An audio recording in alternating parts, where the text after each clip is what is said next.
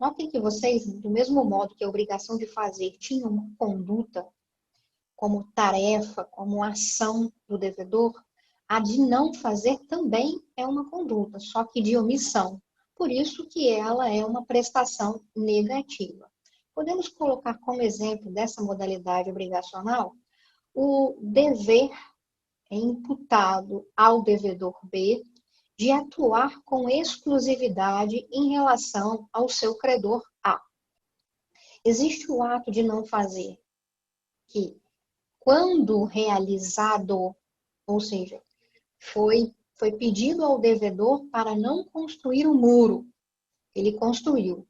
Esse ato de construção do muro foi uma violação à obrigação de não fazer e pode ser desfeita. Pode ser desfeita porque é só derrubar um muro.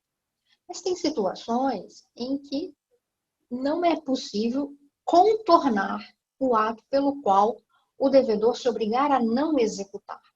Então, a obrigação de não fazer, ela tem duas possibilidades. As consequências geradas quando a execução não pode ser desfeita e quando ela pode ser desfeita. O artigo 250 fala o seguinte: extingue-se a obrigação de não fazer desde que, sem culpa do devedor, se lhe torne impossível abster-se do ato que se obrigou a não praticar. O 250 está falando que se for sem culpa do devedor, ele ter revelado alguma informação, eu acho que não se enquadraria aqui, mas a questão do exemplo do muro, acho que poderia ser enquadrada aqui.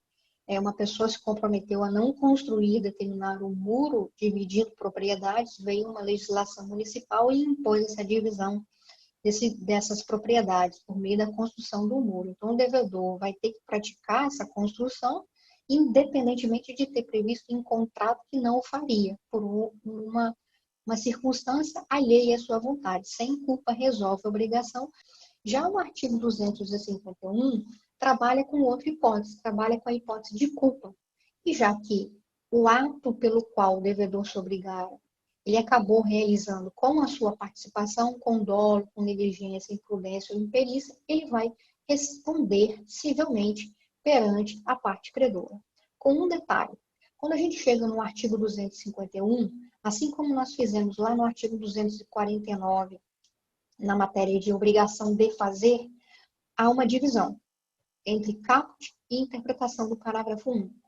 O caput permite que o credor mande o devedor desfazer o ato pelo qual ele não se obrigava.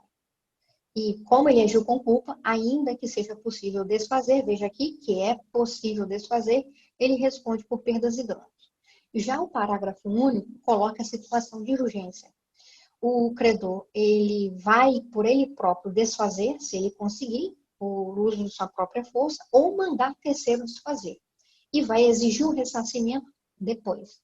A figura da autotutela também se aplica aqui no artigo 251, parágrafo único, do mesmo modo que nós vimos lá na obrigação de fazer, artigo 249, parágrafo único.